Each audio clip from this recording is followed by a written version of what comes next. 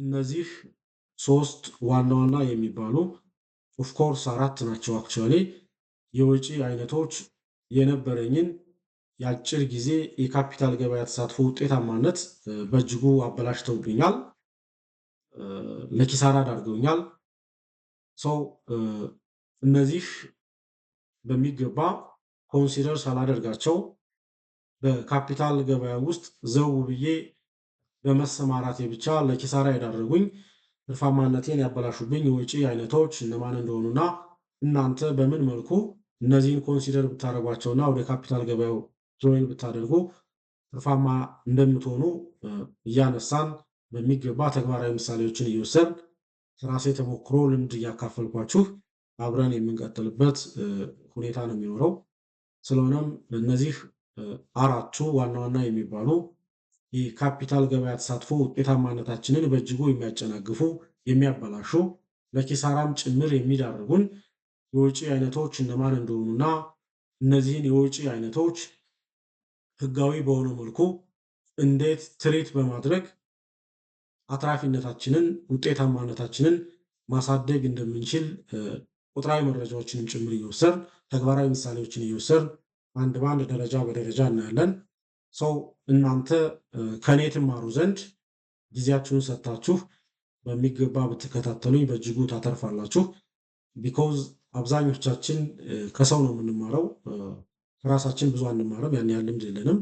ሰው እናንተ ከኔ የምትማሩበትን ብል ያገኛችሁ ይመስለኛል። ቢኮዝ እኔ አክቹዋሊ እንዳልኩት በሚገባ ሳልረዳ ዘው ብዬ በመግባቴ ኪሳራን ያስተናገርኩ ስለሆነ እና አሁን ላይ ስህተቴ ምን እንደሆነ በሚገባ ስለገባኝ እና ምናልባትም ይህንን ለእናንተ ሸር ባረጋችሁ የበለጠ እናንተ ትጠቀማላችሁ ብዬ ኮንሲደር ስላደረግኩኝ እና ከዚህ እናንተም በሚገባ መማር ብትችሉ እንዳልኩት የካፒታል ገበያ ተሳትፎ ውጤታማነታችሁን በእጅጉ ከፍ ማድረግ የሚችሉበት ሁኔታ ይኖራል እና እስከ መጨረሻው ድረስ አብራችሁን ቆዩ። ይህ ብርሃን ፋይናንስ ነው። በብርሃን ፋይናንስ የተለያዩ የፋይናንስ የኢንቨስትመንት እና የካፒታል ማርኬት ጉዳዮችን እያነሳን በሰፊው ነው የምንወያየው። ስለሆነም ለቻናል አዲስ ከሆናችሁ ቻናሉን ሳብስክራይብ በማድረግ የቻናል ቤተሰብ እንድትሆኑ በአክብሮት ጋብዛለሁኝ። ቀጥታ ወደ ዋናው ነጥብ ነው የማልፈው። ተወደደም ተጠላም በካፒታል ገበያ እስከተሳተፍን ድረስ እነዚህን አራት የውጪ አይነቶች ማስወገድ አንችልም። ምናልባት ግን ህጋዊ በሆነ መልኩ ለተወሰነ ጊዜ አቮይድ ማድረግ አሊያ ደግሞ ህጋዊ በሆነ መልኩ ደግሞ ልንከፍል የምንችለውን ወይ ደግሞ ልናወጣ የምንችለውን የወጪ መጠን መቀነስ የምንችልባቸው መንገዶች አሉ። ሰው ሁላችንም በሚኖረን የካፒታል ገበያ ተሳትፎ እነዚህ ወጪዎች የሚኖሩ መሆኑን እና ከነዚህ ወጪዎች ማምለጥ የማንችል መሆኑን በመረዳት ነገር ግን እንዴት ሪያክት ማድረግ እንዳለብን እነዚህን ወጪዎች እያንዳንዳቸውን እንዴት ከኛ የኢንቨስትመንት ውሳኔ ጋር ማገናኘት እንዳለብን መረዳት የበለጠ በእጅጉ ጠቃሚ መሆኑን ማወቅ እና መረዳት እጅግ አስፈላጊ እጅግ ጠቃሚ ነው ብዬ ነው የማስበው። የምንተዋቸው አይደሉም። በካፒታል ገበያ ውስጥ ተሳትፎ ልናደርግ እስካሰብን ድረስ እነዚህ የውጭ አይነቶች ተወደደም ተጠላም የሚኖሩበት ሁኔታ እንደመኖሩ መጠን የግድ እኛንን ራሳችንን ሼፕ በማድረግ እነዚህን ወጪዎች በመቀነስ የካፒታል ገበያ ተሳትፎ ውጤታማነታችንን ማሳደግ የሚጠበቅብን ብዬ አስባለሁ። አንደኛውና የመጀመሪያው የውጭ አይነት ብሮከርስ ኮሚሽን ነው። ሁለተኛው ትራንዛክሽን ፊ ነው። ሶስተኛው ካፒታል ጌይን ታክስ ነው። አራተኛው ደግሞ ዲቪደንድ ኢንካም ታክስ ነው።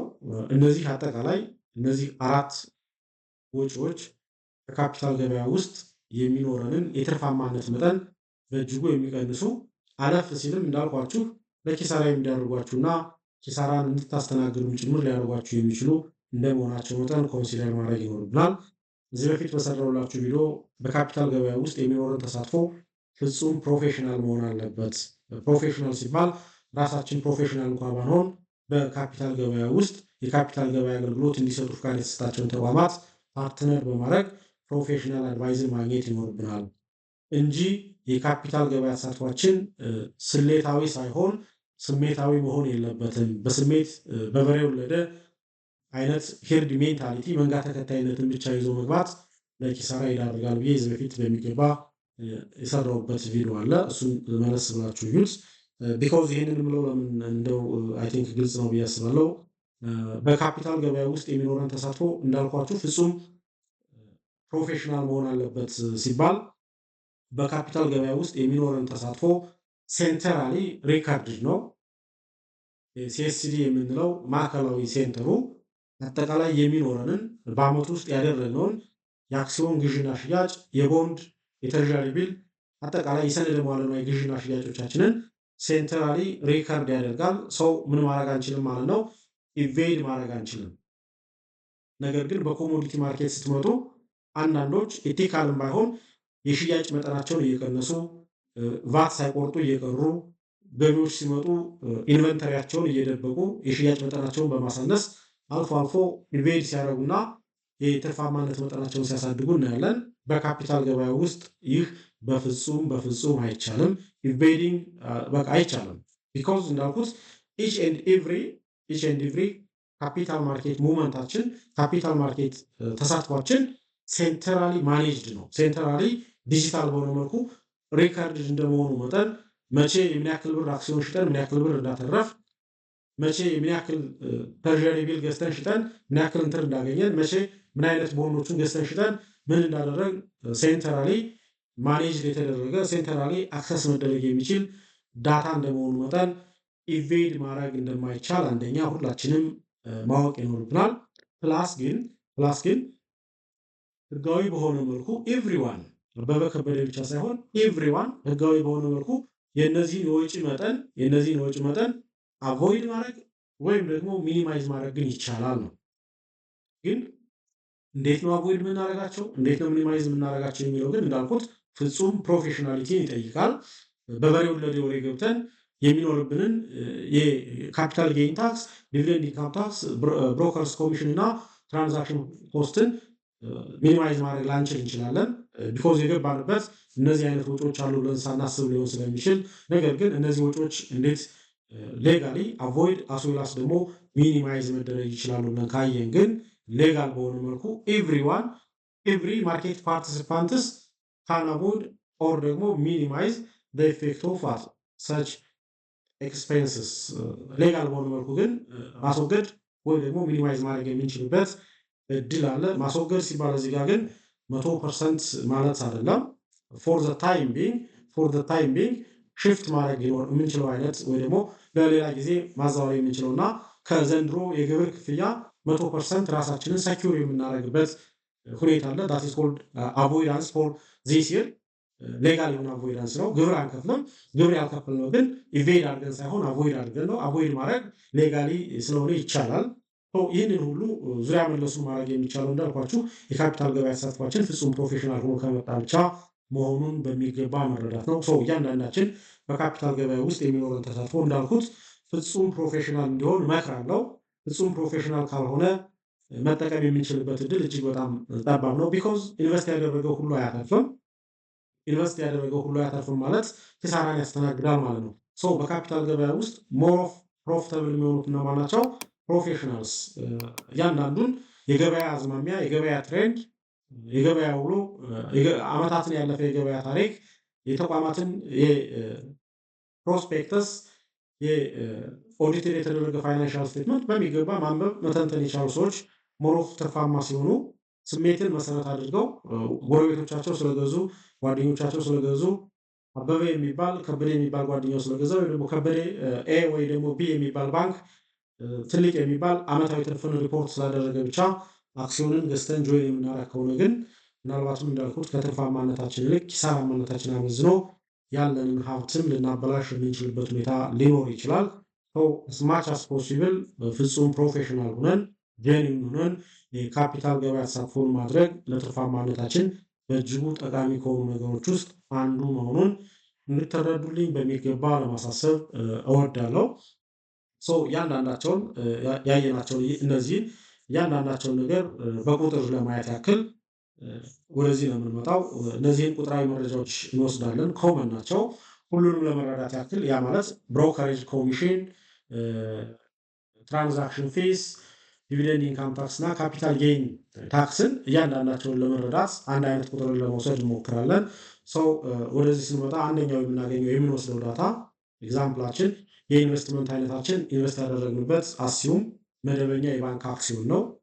መደበኛና መደበኛ ያልሆነ አለው ብላችሁ ልትጠይቁ ትችላላችሁ ብዬ አስባለሁ። አክሲዮኖች ሁለት አይነት አክሲዮኖች ነው ያሉት፣ መደበኛና መደበኛ ያልሆነ። መደበኛ የምንለው ኮመን ስቶክ የምንለው ነው። ኦርዲነሪ የምንለው ኮመን ስቶክ፣ መደበኛ የሚባለው ኦልሞስት ሁላችንም የያዝነው አይነት አክሲዮን መደበኛ የሚባለው አክሲዮን ነው። መደበኛ ያልሆነ የምንለው ግን ፕሪፈርድ ስቶክ ሆልደሮች ሆልድ የሚያደርጉት ፕሪፈረንሻል ራይትን የሚሰጥ ፕሪፈርድ ስቶክ የሚባል መደበኛ ያልሆነ የአክሲዮን አይነት አለ። እሱን ጠቀስ ለማድረግ አይነት ነገር ነው። ስለዚህ አክሲዮኖች ሁለት አይነት ናቸው። ፕሪፈርድ ስቶክ እና ኮመን ስቶክ ይባላሉ። ኮመን ስቶክ የምንለው መደበኛው ወይም ደግሞ ተራዊ አክሲዮን አይነት ሲሆን ፕሪፈርድ ስቶክ የምንለው ግን ፕሪፈረንሻል ራይትን ያዘለ ፕሪፈርድ ስቶክ ሆልደሮች ሆልድ የሚያደርጉት የአክሲዮን አይነት ነው። ምናልባት እሱ ያላችሁ ሰዎች ልታውቁ ትችላላችሁ። ሀቴበር ግን የተቋማት አክሲዮኖች በሁለት ሊከፈሉ እንደሚችሉ እሱን መውሰድ ትችላላችሁ። ሰው ይህንን መደበኛ የሆነ አክሲዮን ስንት ገዝተን ይዘናል ብለን እናስብ። በዚህ ተቋም ላይ ኤ የሚባል ተቋም ነው ብለን እንሰብ። ፎር ዘ ሴክ ኦፍ ዋት ክላሪፊኬሽን ኤ የሚባል ተቋም ላይ መደበኛ የሆኑ አክሲዮኖችን 1000 አክሲዮኖችን ገዛን። ነገር ግን እያንዳንዳቸውን ለምሳሌ በስንት ገዛናቸው? በ200 ብር። ሰው ምን ያክል ኢንቨስትመንትን ኢንቨስት አደረግን ማለት ነው? በአክሲዮን ገበያው ከዚህ ተቋም አክሲዮኖች ላይ በ200 ሺህ ብር ኢንቨስት አድርገናል ማለት ነው። ይሄ ኢኒሻል ኢንቨስትመንታችን ነው። ዜን አፍተር ግን ከሆነ ታይም በኋላ ኢት ሜይ ቢ ኤ ይር ሊሆን ይችላል፣ ከአንድ ዓመት በኋላ ሊሆን ይችላል፣ ከሳምንታት በኋላ ሊሆን ይችላል። ይሄ ኮንስታንት አይደለም። ኤ ይር የሚለው እንደው እንትሩ ለመጥቀስ ፈልጌ ነው እንጂ ዋቴቨር ግን ከሆነ ሰዓት በኋላ አክሲዮኑን ገዝተን ሆልድ ካደረግነው ከሆነ ጊዜ በኋላ ከዓመት በኋላ ከአንድ ዓመት በኋላ ከሁለት ዓመት በኋላ ከአንድ ቀን በኋላ ከአንድ ሰዓት በኋላ ይህ አንድ አክሲዮን ዋጋ ወደ ስንት ከፍ አለ ብለን እንሰብ? ወደ 300 ብር ከፍ አለ።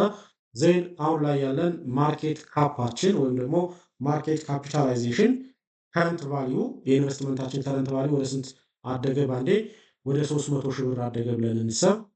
ዜን ይሄ ኢንቨስት ያደረግንበት ተቋም በየዓመቱ ትርፍ ክፍፍልን ያውጃል ለባለ አክሲዮኖቹ። እኛ ለምሳሌ በዚህ ዓመት 15 ሺህ ብር የትርፍ ክፍፍል ይደርሰናል ከዚህ ተቋም። በስንት ሺህ ብር ኢንቨስት በማድረጋችን ይህንን ያክል አክሲዮን ኢንቨስት በማድረጋችን ከዚህ ተቋም የትርፍ ክፍፍል ውስጥ 15 ሺህ ወደ እኛ ይመጣል ማለት ነው። ለአንድ አክሲዮን ምን ያህል ከፍሏል ብለን ማወቅ ከፈለግ አጠቃላይ ያከፋፈለውን ያ ማለት ለእኛ የከፈለውን 1500 አክሲዮኖች 15000 ዲቪደንድን ሲካፈል ለነምበር ኦፍ አክሲዮን ውስጥ ታደርጉት ኦልሬዲ ምን ይመጣልናል ማለት ነው? ዲቪደንድ ፐር ሼር እናገኛለን። ለአንድ አክሲዮን ኦልሞስት 15 ብር ከፍሏል ማለት ነው ይሄ ተቋም። እኛ ግን 1000 አክሲዮኖችን በመያዛችን ምክንያት ኦልሬዲ 15000 ብር በዲቪደንድ መልኩ ከዚህ ተቋም እንድናገኝሏል። አጠቃላይ ዲቪደንድ ፐር ሼር እንዴት ነው የሚሰላው? አጠቃላይ የተቋሙ ኔት ኢንካም አፍተር ዘ ፔመንት ኦፍ ፕሪፈርድ ስቶክ ሆልደርስ ዲቪደንድ ኦቨር ነምበር ኦፍ አውትስታንዲንግ ሼር አድርገን ነው የምናገኘው። እሱ በዛ ልክ አስቸጋሪ አይደለም። ይህንን መረጃዎች በሚገባ መያዝ መቻል አለብን። ወደ ሁለተኛው ስነድ ያንዳንዳቸውን ነገሮች ከዚህ ጋር አንላይን እያደረግን ነው የምናየው። ይህንን መረዳት ጠቃሚ ነው። ወደ አንደኛው ስመጣ እንዳልኳችሁ ከአራቱ ዋና ዋና ሊኖሩ ከሚችሉ ወጪዎች ውስጥ አንዱና የመጀመሪያው ብሮከርስ ኮሚሽን ነው። ብሮከርስ ኮሚሽን፣ ሁለተኛው ደግሞ ትራንዛክሽን ፊ ነው። ያው እነዚህ ሁለቱም በአንድ ያደረኳቸው ዋናው ምክንያት የሚሰበሰቡት በአንድ አይነት ሴናሪዮ ስለሆነ ነው እና ተያያዥም ስለሆኑ ጭምር ነው እንጂ የተለያዩ የወጪ አይነቶች ናቸው። እንደሚታወቀው በኢትዮጵያ የካፒታል ገበያ ውስጥ ማንም ሰው ዳይሬክትሊ የተቋማትን አክሲዮኖች መግዛትም ሆነ መሸጥ አይችልም። ዳይሬክት ኢንቮልቭመንት የለንም። ዳይሬክት ኢንቮልቭመንት ከሌለን ደግሞ ዊ ኒድ ፋሲሊቴተርስ ምን እንፈልጋለን ማለት ነው? ገበያውን ሊያግዙን የሚችሉ ፍቃድ ያላቸው በኢትዮጵያ የሰነደ ሙዓለንዋይ ገበያ የተፈቀደላቸውን ብሮከርስ እንፈልጋለን ማለት ነው። እነሱን በሚገባ ኮሚኒኬት ማድረግ ይጠበቅብናል ማለት ነው። እንዳልኩት በኢትዮጵያ የካፒታል ገበያ ተሳትፏችን ውስጥ ዳይሬክት ኢንቮልቭመንት የለም። ዳይሬክትሊ የተቋማትን አክሲዮኖች አንገዛም አንሸጥም። ዊኒድ እንዳልኩት ፋሲሊቴተርስ እንፈልጋለን። ፋሲሊቴተርስ የምንፈልግ ደግሞ ከሆነ እነዚህ ፋሲሊቴተሮች ፋሲሊቴት ላደረጉበት ምን ይጠይቁናል? ኮሚሽን ይጠይቁናል። which is called brokers commission ማለት ነው። ዜን ብሮከርስ ኮሚሽን ብቻ ሳይሆን እነዚህ ብሮከርስ የሚሰበስቡት on behalf of others ለሶስት ተቋማት ምን ይሰበስባሉ? ትራንዛክሽን ፊዎችን ይሰበስባሉ። እነዚህ ትራንዛክሽን ፊ የሚሰበስብላቸው ተቋማት እነማን እንደሆኑ በሚገባ ለማየት ያክል ሶስቱን እናያለን። አይ ቲንክ ብዙዎቹን ታውቋቸዋላችሁ። አንደኛውና የመጀመሪያው የኢትዮጵያ ካፒታል ገበያ ባለስልጣን ነው። ኢትዮጵያ ካፒታል ማርኬት አውቶሪቲ እያልን የምንጠራው አንደኛው ለእሱ ነው የሚሰበሰብለት። ምን ያክል ነው የሚሰበሰብለት? እሱን እናያለን በተግባር። ሁለተኛው ደግሞ የኢትዮጵያ ሰነድ መዋዕለ ንዋይ ገበያ ራሱ ይሰበሰብለታል። ኢሴክስ የምንለው ሁለተኛው የሚሰበሰብለት እሱ ነው። ሶስተኛው ደግሞ ገና አልወሰነም፣ ግን የሚሰበሰብለት አካል ማለት ነው ሲኤስዲ ነው። ሴንትራል ሴኩሪቲ ዲፖዚት የሚያደርገው አካል ማለት ነው። ይህ እንግዲህ የሁሉንም የአክሲዮን ገበያ እንቅስቃሴ ሴንትራሊ ዲፖዚት የሚያደርገው ማኔጅድ የሚያደርገው ሴንትራሊ አክሰስ የሚያደርገው አካል ነው። እነዚህ ሶስቱ አካላት ከእያንዳንዱ የካፒታል ገበያ እንቅስቃሴያችን ውስጥ ፊን ይጠይቃሉ። ይህንን ፊ የሚሰበስብላቸው ደግሞ ማነው? ብሮከሮች ናቸው። ብሮከርስ ኮሚሽን ለራሳቸው ይሰበስባሉ፣ ነገር ግን ትራንዛክሽን ፊ ለእነዚህ አካላቶች ይሰበስባሉ ማለት ነው። ብሮከሮች የምንላቸው እነማን ነው? በኢትዮጵያ የሰነደ መዋዕለ ንዋይ ገበያ ትሬዲንግ ሜምበር የተባሉ በኢትዮጵያ የካፒታል ገበያ ባለስልጣን ፍቃድ የተሰጣቸው የካፒታል ገበያ አገልግሎትን እንዲሰጡ የተሰጡ 7 አካላቶች አሉ። እነዚህ እነማን እንደሆኑ እያንዳንዳቸውን በሚገባ እናያለን። ነገር ግን አሁን ላይ ይህንን ቪዲዮ እየሰራን እስካለንበት ድረስ ጊዜ 7 የሰነደ መዋዕለ ንዋይ ትሬዲንግ ሜምበሮች አሉ። ዛር ኮልድ ብሮከርስ ልትሏቸው ትችላላችሁ፣ ዲለርስ ልትሏቸው ትችላላችሁ፣ ወይም ደግሞ ኢንቨስትመንት ባንክም ጭምር ናቸው። ኢንቨስትመንት ባንክም ልትሏቸው ትችላላችሁ። እያንዳንዳቸው ግን በሚገባ ስለምናይ ያን ያክል ችግር የለውም። እዚህ ላይ ሌላው ልብ ልንለው የሚገባ ነገር ግን እዚች ጋር የምታዋት እያንዳንዳቸው ብሮከሮች የሚሰበስቡት ብሮከርስ ኮሚሽን ተመሳሳይ ላይሆን ይችላል። ሁሉም ብሮከርስ ኮሚሽን ይጠይቃሉ፣ ቢኮዝ ትራንዛክሽናችንን ፋሲሊቴት አድርገውልናል። ነገር ግን ሁሉም ብሮከሮች ከኛ የሚሰበስቡት የክፍያ መጠን ግን ቫሪ ያደርጋል። ኢት ሜይ ቫሪ አመንግ ብሮከርስ፣ ከብሮከር ቫሪ ያደርጋል። ነገር ግን ማን ቫሪ አያደርግም? በዚህ ጋር በደንብ ኮንሲደር ማድረግ ያለባችሁ ትራንዛክሽን ፊው ግን ቫሪ አይሆንም። ቢኮዝ ሁሉም ብሮከሮች ትራንዛክሽን ፊ ኦን ቢሃፍ ኦፍ እነዚህ 3 ተቋማት እንዲሰበስቡ የተሰጣቸው ግዴታ እንደመሆኑ መጠን ተመሳሳይ በሆነ ቁጥር ይሰበስባሉ ማለት ነው። ለምሳሌ ምን ማለት ነው? ይህን ስታውስ አዲስ አበባ ያለ አንድ ሆቴል የሚሰበስበው የቫት መጠን እና ኢትዮጵያ ባህር ዳር ያለ አንድ ሆቴል የሚሰበስበው የቫት ሬት 15% ነው። አዲስ አበባም 15 ነው የሚያስከፍለው። ደሴ ኮምቦልቻ ብትሄዱ 15% ነው። አዳማ ብትሄዱም ያው 15% ነው የሚሰበስበው። ያ ማለት ሁሉም ሆቴሎች ኦን ቢሃፍ ኦፍ የገቢዎች ሚኒስቴር 15% ቫትን ሰብስባችሁ አስገቡ ስለተባሉ ብቻ የሚሰበስቡት እንጂ እነሱ ዲተርማይን የሚያደርጉት አይደለም ማለት ነው። ስለዚህ የፈለገ ብሮከር ብታቀያይሩ ትራንዛክሽን ፊው አይቀየርም። ነገር ግን ብሮከርስ ኮሚሽን ግን የሚለያይበት ሁኔታ ይኖራል። በየት መልኩ አድቫንቴጅ ማግኘት እንደሚችሉ ይህንንም በሚገባ ቁጥራዊ መረጃዎችን ጭምር እየወሰድ የምናይበት ሁኔታ ይኖራል ማለት ነው። እንዳልኳችሁ የኢትዮጵያ ሰነደ መዋዕለ ንዋይ ገበያ ትሬዲንግ ሜምበርሶቹ 7 ናቸው። ይሄ የኢትዮጵያ ሰነደ መዋዕለ ንዋይ ገበያ ዋናው ድረገጽ ነው። በዚህ ስትገቡ ትሬዲንግ ሜምበሮችን ስታዩ 7 ትሬዲንግ ሜምበሮች አሉት። እንደምታዩት በኢትዮጵያ የካፒታል ገበያ ባለስልጣን ፍቃድን ያገኙ፣ የኢትዮጵያ ሰነደ መዋዕለ ንዋይ ገበያ ደግሞ የካፒታል ገበያ አገልግሎትን ለደንበኞቼ ለገበያ ተሳታፊው እንዲሰጡ ሜምበር አድርጊያቸዋለሁ ብሎ ፍቃድን የሰጣቸው ድለር ልታደርጓቸው የሚችሉ፣ ብሮከር ልታደርጓቸው የሚችሉ፣ ኢንቨስትመንት ባንክ ልታደርጓቸው የሚችሉ ተቋማቶች ናቸው። የግድ በካፒታል ገበያ ውስጥ የሚኖረን ተሳትፎ ዳይሬክት ስላልሆነ ከነዚህ ውስጥ አንዱን መርጠን፣ ሁለቱን ልትመርጡ ትችላላችሁ፣ ችግር የለውም። አንዱን መርጠን ፓርትነር መሆን ግን እጅጉኑ አስፈላጊ ነው፣ የግድ ነው። አንደኛውና የመጀመሪያው እንደምታዩት ውጋገን ካፒታል ነው። ሁለተኛው ሲቢ ካፒታል ነው፣ ካፒታል ኢንቨስትመንት ባንክ ማለት ነው። ሌላው ሲንቄ ነው።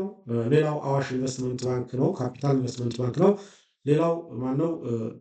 ፈርስት አዲስ ኢንቨስትመንት ባንክ ናቸው። እነዚህ ቲክ ያደረኳቸው 5ቱ ማለት ነው ኢንቨስትመንት ባንኮች ናቸው። ዘሪሜኒንግ 2ቱ ገዳ ባንክ እና ይሄኛው ግን ዛር ዲለርስ ሴኩሪቲ ዲለርስ ናቸው። የተወሰነ ልዩነት አለው። ነገር ግን ለእኛ በካፒታል ገበያ ውስጥ ለሚኖረን ተሳትፎ ሁሉም ብሮከር ሆኖ ያገለግሉናል። እዚህ ላይ ምንም እንዳትጨነቁ።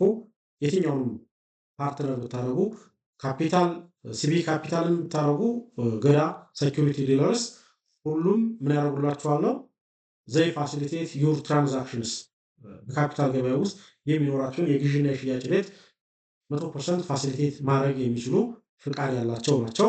ነገር ግን ከራሳቸው ፐርስፔክቲቭ ስኮፓቸው ግን የተለያየ ነው። ይህንን ምናልባት አስፈላጊ ከሆነ በሌላ ቪዲዮ ሰራላችኋለሁ። ዲለር የምንለው ስትራቴጂካል የሆነ አድቫይዝ አያደርግም። የተቋማትን መርጅ እና አኩዚሽን ተቋማት እንዴት አይፒኦ ይፉ ማድረግ እንዳለባቸው እና መሰል ጉዳዮችን ኮንሳልት አያደርግም፣ ሰርቪሶችን አይሰጥም። ነገር ግን ኢንቨስትመንት ባንክ የምንላቸው መንግስትና ትልልቅ ተቋማትን በእጅጉ አድቫይዝ የሚያደርጉ መቼ ሴኩሪቲዎቻቸውን ፐብሊክሊ መሸጥ እንዳለባቸው ኢቨን አንደር ራይትን ጭምር የሚያደርጉ የታተመው ሴኩሪቲ የማይሸጥበት ሁኔታ እንኳ ከተፈጠረ በኃላፊነት ያን ሴኩሪቲ ሆልድ አድርገው ካፒታሉን ሰጥተው እነሱ ዜን ቀን ጠብቀው የሚሸጡበት ሁኔታ እና እስከዛ ድረስ ሪስክን የሚወስዱ አጠቃላይ ስትራቴጂካል ፓርትነርሺፕ የሚሆኑ አድቫይዝን የሚሰጡ የኢንቨስትመንት ባንክ ይባላሉ። እያንዳንዳቸው ግን እንዳልኳችሁ እናያለን በሌላ ቪዲዮ። ነገር ግን ለአሁኑ ከሰባቱ አንዱ በራሳችሁ መመዘኛ በራሳችሁ መስፈርት መምረጥና ተመሳሳይ የሆነ አገልግሎትን ማግኘት የሚችሉበት እድል አለ። እንዳልኩት አንድም ሁለትም መምረጥ፣ አንድ ዲለር፣ አንድ ኢንቨስተር መምረጥ፣ አንድ ኢንቨስትመንት ባንክ መምረጥ የሚችሉበት ሁኔታ ይኖራል። ይሄ አድራሻቸው ነው። ምናልባት ከፈለጋችኋቸው ለምሳሌ የስልክ አድራሻው የወጋገን ካፒታል ይሄ ነው። ምናልባት ደግሞ ኢሜይላቸው ይሄ ነው። ሌላው ደግሞ ዌብሳይታቸው ነው። የሁሉም በዚህ መልኩ ነው። በዚህ መልኩ ኮሚኒኬት ማድረግ ትችላላችሁ። ወይም ደግሞ በቀላሉ የሰነደ መዋዕለ ንዋይ ገበያ መተግበሪያ አፕሊኬሽን ንዋይን በመጠቀም አክሰስ ማድረግም የሚችሉበት ሁኔታ አለ። እሱን ተጠቅማችሁ እናንተም የኢንቨስተር አካውንት መክፈትና በቀጥታ ወደ ኢትዮጵያ ሰነደ መዋዕለ ንዋይ ገበያ በኩል በመሳተፍ የተቋማትን አክሲዮኖች መግዛትና መሸጥ የሚችሉበትን እድል መፍጠር ትችላላችሁ ማለት ነው። ቅድም ለመግለጽ የሞከርኩት እና ትልቅ አጽንኦት መስጠት ያለባችሁ ነገር አንዱ እንዳልኩት ብሮከርስ ኮሚሽን ከብሮከር ይለያያል እናያለን። ነገር ግን ትራንዛክሽን ፊዎች ግን ከብሮከር አይለያዩም። ስለዚህ የትራንዛክሽን ፊው ለውሳኔያችን ኢሬሌቫንት ነው ማለት ነው፣ ጠቃሚ አይደለም። ወጋገን ካፒታልን ማደረግነው ኢትዮ ፊዳሊቲ ኢንተርምስ ኦፍ ትራንዛክሽን ፊ ካየነው ምንም ጥቅም አይኖረውም። እዛም ጋር ፓርትነር ብትሆኑ እዚህኛውም ጋር ፓርትነር ብትሆኑ የምትከፍሉት የትራንዛክሽን ፊ አይነት ተመሳሳይ ነው። ቢኮዝ እየሰበሰቡት ያለ ኦን ቢሃፍ ኦፍ አዘርስ ስለሆነ አይላይም። ነገር ግን ብሮከርስ ኮሚሽን እንዳልኩት አንዱ ከአንዱ ሊለይ ይችላል። አብዛኞቹ አሳውቀዋል። አንዳንዶቹ ደግሞ ምን ያክል ብሮከርስ ኮሚሽን እንደሚያስከፍሉ ገና ዲስክሎዝ ያላደረጉበት ሁኔታ አለ። ነገር ግን ዲስክሎዝ ካደረጉት ውስጥ የተወሰኑትን ልዩነቱን እንድንረዳ ይዤላችሁ ቀርብ ያለው እሱን በሚገባ ማየት ይኖርብናል። አንደኛውና የመጀመሪያው እንግዲህ በኢትዮጵያ ሰነደ መዋዕለ ንዋይ ገበያ የካፒታል ገበያ አገልግሎት እንዲሰጥ ፍቃድ ከተሰጣቸው ብሮከርስ መሆን ከሚችሉ ተቋማት ውስጥ አንዱ ሲቢ ካፒታል ኤንድ ኢንቨስትመንት ባንክ ነው። ሲቢ ካፒታል ኤንድ ኢንቨስትመንት ባንክን በኢትዮጵያ ሰነደ መዋዕለ ንዋይ ገበያ ለሚኖራቸው እንቅስቃሴ ፓርትነር ማድረግ ትችላላችሁ፣ ወይም ደግሞ ብሮከራችሁ ማድረግ ትችላላችሁ። ይህንን ተቋም ብሮከር የምታደርጉ ከሆነ እነዚህን ኮሚሽን ያስከፍላቸዋል፣ እነዚህን ደግሞ ፊ ይሰበስባል ማለት ነው። እነዚህ ግዴታ ናቸው። እነዚህ የመሰብሰብ ግዴታ ተጥሎበት የሚሰበስባቸው ናቸው። እነዚህ ሁሉም ብሮከርስ ላይ እንዳልኩት ቅድም ተመሳሳዮች ናቸው፣ አይለያዩም። ነገር ግን ወደዚህኛው ስንወጣ ግን የአንዱ ተቋም ከአንዱ ሊለያይ እንደሚችል ማሰብ ይኖርብናል። ለምሳሌ የሲቢ ካፒታልን እንይ። ቅድም እንዳልኳችሁ 1000 አክሲዮኖችን ገዝተናል። 1000 አክሲዮኖችን የገዛነው በስንት ብር ነው? በ200 ብር ነው። ይህን በደንብ አንደርስታንድ እያደረግነው ነው የምንሄደው። ዜን ስንት ሺህ ብር አጠቃላይ አለን ማለት ነው?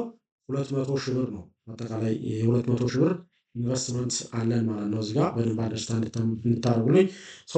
ምንድነው የሚለው እዚጋ እንደምታዩት በእኔ በኩል ነው የሚለው። በእኔ በኩል በኢትዮጵያ ሰነደ መዋዕለ ንዋይ ገበያ ሊስትድ የተደረጉ አክሲዮኖችን የሚገዙና የሚሸጡ ሰዎች ብትገዙም ቢሸጡም በእያንዳንዱ ትራንዛክሽን ቫሊዩ 1.6% ኮሚሽን ትከፍላላችሁ ነው የሚለው። ምን ከሆነ ነው? እዚጋ እንዳልኳችሁ የምትገዙት አክሲዮን ምን ከሆነ ነው?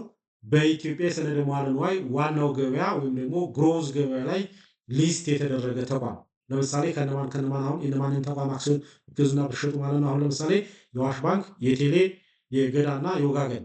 ነገር ግን በኢትዮጵያ የካፒታል ገበያ ባለስልጣን ተመዝግበው ሊስት ያልተደረጉ ተቋማቶች አሉ። ለምሳሌ እነ አማራ ባንክ እና አቢሲኒያ እነ ዳሽን ተመዝግበዋል። ነገር ግን በሰነደ ሙዓለማዊ ገበያው ሊስት አልተደረጉም። የእነሱን ስትገዙ ደግሞ ያ ምን ይባላል? ኦቲሲ ይባላል። ምናልባት ይህንን በሌላ ቪዲዮ ክሊር አደርግላችኋለሁ። የእንደነዚህ አይነት ተቋማት በኢትዮጵያ ሰነደ ሙዓለማዊ ገበያ ሜን ቦርዱ ወይም ደግሞ ግሮዝ ቦርዱ ሊስት አውት ያልተደረጉ ተቋማትን አክሲዮን የሚገዙ ከሆነ ይህ ገበያ ምን ይባላል? ኦቲሲ ይባላል። አንሊስትድ ማርኬት ነው። እንደነዚህ አይነት ተቋማትን አክሲዮኖች የሚገዙ ከሆነ ህጋዊ ነው ግዣችሁ፣ ምንም ችግር የለበትም። የኢትዮጵያ ሰነደ ሙዓለማዊ ገበያ በበላይነት የሚያስተዳድረው ነው። ነገር ግን የምከፍሉት መጠን 2% እንደሆነ በሚገባ መረዳት መቻል አለባችሁ። ይሄ ሲቪክ ካፒታል የሚያስከፍላችሁ ኮሚሽን ነው። የማን ፓርትነር ከሆናችሁ የሲቪክ ካፒታል። ሚቹዋል ፈንድን ከሆነ የምትገበያዩት ይህንን ትከፍላላችሁ። ኮርፖሬት ቦንድ ከሆነ ይህን ትከፍላላችሁ። ገቨርንመንት ተርዠሪ ቢል ከሆነ የምትገዙና የሚሸጡት ይህን ትከፍላላችሁ። ገቨርንመንት ተርዠሪ ቦንድ ከሆነ ደግሞ ይህንን ትከፍላላችሁ ማለት ነው። እዚህ ላይ ኮንሲደር እንድታደርጉት የሚፈለገው ነገር እነዚህን ኮሚሽኖች ግዥም ብትፈጽሙ ሽያጭም ብትፈጽሙ ትከፍላላችሁ። ያ ማለት ሽያጫችሁ በኪሳራም ቢሆን በትርፍ የግድ እነዚህን ኮሚሽኖች የመክፈል ግዴታ አለባችሁ ማለት ነው። ይህን በሚገባ ማየት መቻል አለበት። ሁለተኛ እነዚህ ክፍያዎች የሚታሰቡት የትኛው ላይ ነው ብለን ካሰብ ትራንዛክሽን ቫሊዩ ላይ ነው። ለምሳሌ ግዣችን ላይ በስንት ነው የሚታሰበው ማለት ነው? ከ200 ሺህ ላይ ነው የሚታሰበው። ያ ማለት 1000 አክሲዮኖች በ200 ብር ገዝቻለሁ። ዘይን 200 ሺህ ብር ኢንቨስትመንት አድርጊያለሁ። ያ ማለት የ200 ሺህ ብር ኮሚሽን ነው የምከፍለው ማለት የ200 ሺህ ብር ከ200 ሺህ ብር የታሰበ ኮሚሽን ነው የምከፍለው ማለት ነው። ስለዚህ የሲቪክ ካፒታል ፓርትነር መሆን ከሆነ የምከፍለው ኮሚሽን ይኖራል ማለት ነው። 200 ሺህ ብር ሲባዛ ትራንዛክሽን ቫልዩ ይሄ ስለሆነ ማለት ነው 1.6% ዩሲ 1.6% ሲደመር የምከፍለው ዩሲ 1.6% ሲደመር ምን እከፍላለሁ? እዚህ ጋር ኮሚሽን እከፍላለሁ። ለማን? ለኢትዮጵያ የሰነደ ሙዓለማዊ ገበያ ይሰበስባል። እዚች ጋር እንደምታያችሁ የኢትዮጵያ የሰነደ ሙዓለማዊ ገበያ አንድ ሰው ሜን ማርኬቱ ላይ ሊስትድ የተደረገ አክሲዮንን በገዛና በሸጠ ቁጥር በእያንዳንዱ ትራንዛክሽን ቫልዩ ላይ 0.36% ሰብስበህ አስገባልኝ የሚል ኃላፊነት ሰጥቶታል። ስለዚህ እዚህ ጋር ደግሞ ምን እከፍላለሁ ማለት ነው? በዚህ ትራንዛክሽን 200 ሺህ ሲባዛ በ0.36 እከፍላለሁ ማለት ነው። 36% እከፍላለሁ። እሺ ይሄ ለማን ነው? ይሄንን የሰበሰበ አሁን ለኢትዮጵያ ሴኩሪቲስ ኤክስቼንጅ ነው። ከዚህ ጋር ደግሞ ሌላ ተቋም አለ ሰብስብልኝ ብሎ ያዘዘ ማን? ኢትዮጵያ ካፒታል ማርኬት አውቶሪቲ። የካፒታል ገበያ ባለስልጣንም የራሱን ትእዛዝ ሰጥቷል። ስንት እንዲሰበሰብለት ከእያንዳንዱ ሽያጭና ግዢ 0.15% ሰብስብልኝ ብሏል። ከዚህም 200 ሺህ ሲባዛ በስንት ይሆናል ማለት ነው? በ0.15 ይህንን ይሰበስባል ማለት ነው። ዜን እዚህ ላይ ለምሳሌ እዚህ ላይ ያለውን ብታስቡት ወደ 3000 ብር ቢመጣ ብለን ብናስብ አስዩ ነው እዚህ ጋር የተሰላው። ያ ማለት ለኮሚሽኑ የምከፍለው ወይም ደግሞ ለብሮከሬ በኮሚሽን የምከፍለው ሲሰላ 200 ሺህ በ1.6 ሲሰላ ለምሳሌ 3000 ቢመጣ ብለን ብናስብ እዚህ ጋር 1000 ቢመጣ ብለን ብናስብ እዚህ ጋር ለምሳሌ ሌላ 1000 መጥቷል ብለን ብናስብ ዜን ይሄ 2000 ይሆናል። ይሄኛው 3000 5000 ይሆናል ማለት ነው ቶታሊ። ዜርፎር ይህንን ትራንዛክሽን ለመፈጸም ያ ማለት በ200 ብር ሂሳብ 1000 አክሲዮኖችን ለመግዛት የግድ 200 ሺህ ብር ሳይሆን የሚያስፈልገኝ 205 ሺህ ብር አካውንቴ ላይ ኢንቨስትመንት አካውንቴ ላይ ፈንድ ሊኖረኝ ይገባል ማለት ነው። ይሄ ካልሆነ ግዢው በፍጹም አይፈጸምም። አይ ቲንክ ክሊር ነው ብዬ አስባለሁ። ስለዚህ የግዢ ክፍያችን የሚሆነው የምንከፍለው ኦንሊ ለሻጩ የምንከፍለው ብቻ ሳይሆን ለብሮከርስ የምንከፍለው ኮሚሽን ዩሲ ለትራንዛክሽን ፊ የምንከፍለው ትራንዛክሽን ፊዎች ሁሉ በሙሉ ተደምረው የሚታሰቡ መሆኑን በሚገባ መረዳት ማየት ይኖርብናል። ይህንን ወደዛ ሄደን የምናይበት ሁኔታ ይኖራል። ለምሳሌ